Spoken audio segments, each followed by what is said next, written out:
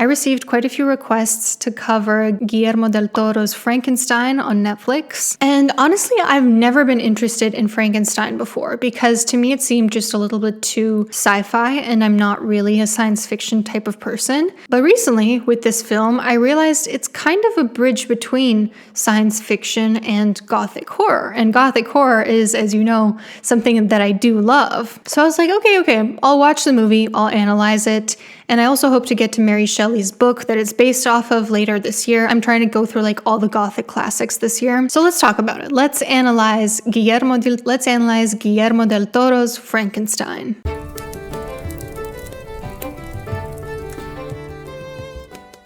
So the film starts in 1857 in the furthermost north in the Arctic. We see seamen voyaging to the North Pole when some sort of beast attacks them. It's a massive man with supernatural strength, gray skin, bloodshot eyes, and he wants Victor, a man being protected by the captain. So we meet Victor Frankenstein, who takes us back to his childhood on a wealthy estate. Victor's father is a harsh, unloving disciplinarian. He's concerned with his reputation. He's a surgeon who teaches Victor a very materialistic view of surgery and the human body. Victor's mom dies while giving birth to Victor's little brother, who soon becomes his dad's favorite. Victor resents his father for not being able to save his mother during childbirth, and his dad tells him no one can conquer death, so Victor vows to conquer it himself. Now fast forward to Victor as an adult. He's trying to reanimate the dead by combining body parts from various corpses and an electrical current. He meets a man who wants to invest in his experiments, and they go to this very gothic-looking tower as the place where the experiments will take place. Now Victor's brother and his brother's fiance come to visit, and Victor sort of falls in love with the fiance. He says, "For the first time, I became more interested in life and less interested in death." But the fiance chooses his brother, and so he really gets to work on his project. At the last minute, Victor's sponsor reveals that he's dying of syphilis, and he demands to be placed in the body. Victor refuses, they have this tug of war, and finally his sponsor falls to his death. That day, there's a storm sort of powering the electrical current through the tower, and the experiment seems unsuccessful, so Victor goes to sleep, but when he wakes up, it's with this beast of a man standing at the foot of his bed. Victor is not a very patient man with his creation. He's quite harsh with him. Victor seems almost manic at this stage. When his brother and his brother's fiance come to visit, his fiance shows his creation kindness and gentleness, and Victor becomes jealous of him. Now, after Victor's brother and fiance leave, Victor sets the tower on fire with his creation chained up inside it.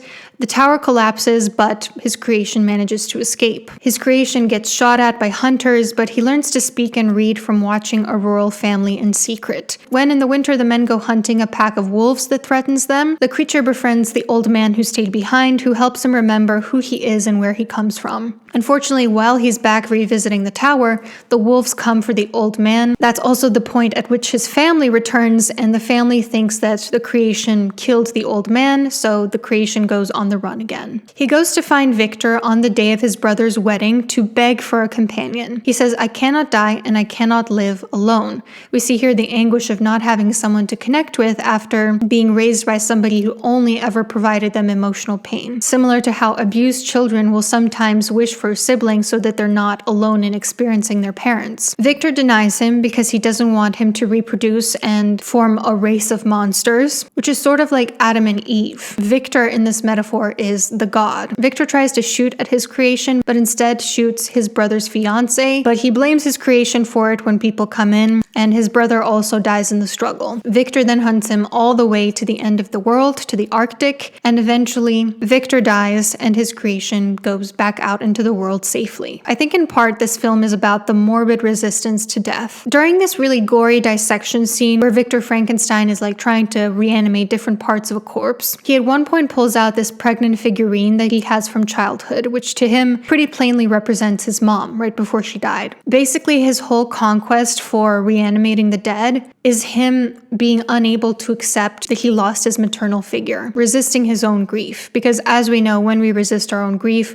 monstrosities come from it. It really shows the ugliness, the morbidness of grief that has not been processed. So when I went back to find screenshots for this video, I realized that Mia Goth, who plays Victor's brother's fiance also plays their mother, and this does add a lot of depth to the metaphor, because Victor is drawn to her because she reminds him of his gentle, maternal, warm mother. So when he sees the brother's fiance being gentle with his own creation, it infuriates him, likely because it reminds him of the gentle maternal love that was taken away from him as a child. It's this sort of attitude of, why does he get to have it if I didn't? Which is the same way that some cruel parents truly do feel about their kids. They say, I turned out fine and I was mistreated, so why do you get any better treatment than I had? So when he loses this warm maternal figure to his brother for the second time, it brings out a really ugly, cruel side to him. And in the end, when he kills his brother's fiance, it's like how he killed the innocence of his mother's memory by becoming cruel like his father instead of kind like his mother. And he blames his creation for it when in reality,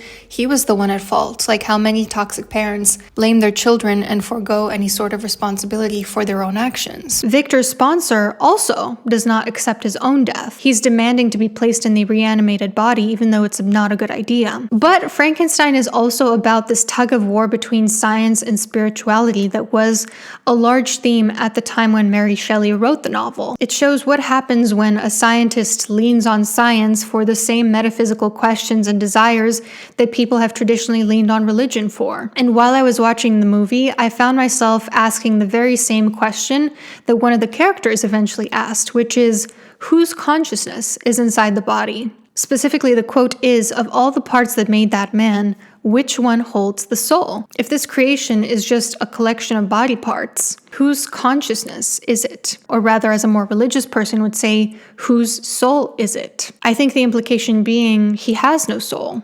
Or rather, Victor thinks he has no soul. Possibly this is a message that creation without the involvement of the divine is a perversion, a shell of a being. It's sort of a warning against playing God in a medical setting, a warning against sort of narcissism in a medical scientific setting. Because Victor's creation has a child's mind, a man's body, and the strength of the undead. These three things, they don't quite go together. It is a little bit morbid to see them all encapsulated in one person. And I believe that Frankenstein was the first time we saw the archetype of the mad scientist depiction in a piece of artwork. This archetype that we still come back to today, that there's a very thin line between genius and madness. I mean, I remember back in even undergrad when we were talking about bipolar disorder, my professor saying that a lot of historical figures are today thought to have been manic at the time of their greatest creations, because while mania can be extremely distressing and painful and destructive and pathological, it also does sometimes provide a person the ability to transcend past a normal state of mind into something brilliant. And so Victor Frankenstein represents the scientist who's trying to further society but ends up making an unnatural monstrosity instead. It made me think of, for instance, the creation of the atomic bomb, the creation of fentanyl, which was originally meant to help people, how a lot of people think about AI these days. It poses the question, can science, which is the study of the unnatural world, ever become unnatural? But also another really big theme that I saw running through this film was the idea that mistreating your creation turns them into a monster. Victor is teaching his creation as if he's a child. He even says at one point, I'm your maker, which made me wonder, is this a metaphor for parenting? He chains him up in the basement, which is super inhumane, and his creation becomes scared of him, understandably so. Victor doesn't know what to do with his creation. He doesn't feel fulfilled by having met his goal, just like how parents don't find it fulfilling when they have kids to sort of fill a gaping hole in their own lives. That's not the job of a human being that you bring into this world. They don't exist to make you full. If you're creating other human beings simply to fill your own needs, that's fucked up. And also I think Frankenstein shows that when you're cruel to someone who has a child's mind, you can sometimes end up creating a monster, right? This is how really ugly parts of humanity develop, is from trauma. You are shaping them brick by brick. You are helping mold them. Instead, we see how Frankenstein's creation is sort of scarred and maimed by the trauma inflicted by his maker. We also see how he dissociates, because after the tower collapses, his memories are fragmented. He can't remember where he comes from.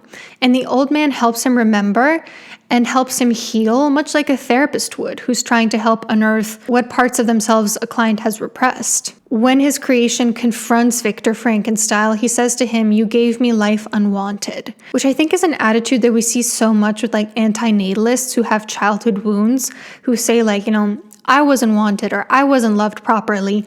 I'm miserable in my life. It is an act of violence to bring a person into this world when they didn't ask to be brought into this world. That's sort of the way that they think about things. And I love how towards the end of the film, one of the characters says to him, while you are alive, what recourse do you have but to live?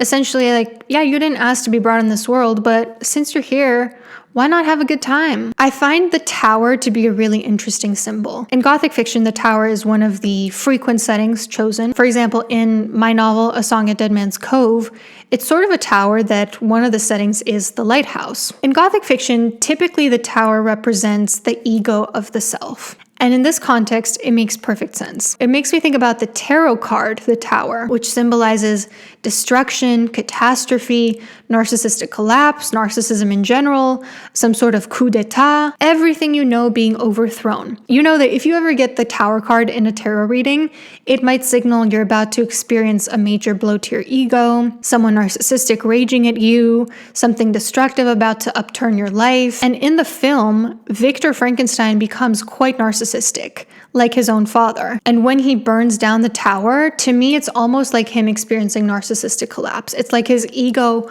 finally collapsing and him lashing out at the person he's created in doing so. You know, it's kind of like how somebody with severe narcissism, when experiencing narcissistic collapse, when finally being outed and feeling this deep, deep shame, would just go and inflict like the most horrible abuse on their own child. So that's my analysis of the themes in this movie. But let's talk a little bit about critiques, because it was visually beautiful. It covered a lot of themes, but I definitely don't think it was like my favorite film. I thought that Victor's character arc was just a little bit flat and not explained too thoroughly. It was pretty clear that like he was the villain, he was the real villain in this film, but we didn't really get a satisfying explanation as to why he became that way and why he couldn't change. Obviously, we know his dad mistreated him, but he suddenly became a villain like overnight, and he had absolutely no reason to treat his creation so terribly. I think even if it's abhorrent the way he acts, the viewer should be able to sort of understand from his perspective why he did,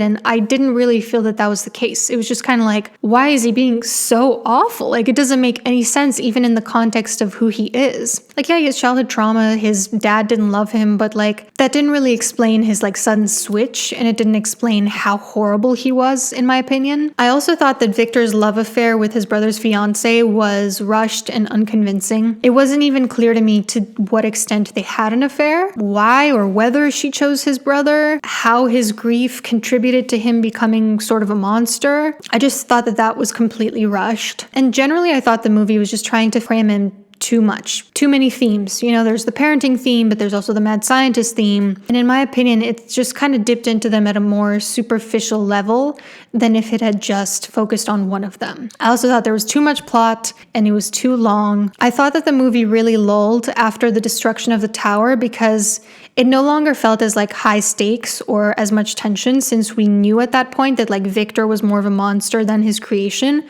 So that original scene of the creation going in and like hurting the semen, it wasn't really as scary anymore because it's like, we know he's actually the good guy. We know he's not actually the monster. So what are we really watching this end for? Like, the stakes are not as high. But yeah, that's my opinion. But you know, viewing artwork is super subjective, so I'd love to hear what you thought about the movie, about what I said in this video. You guys always have the most wonderful insights, so I'm really excited to hear. Take care.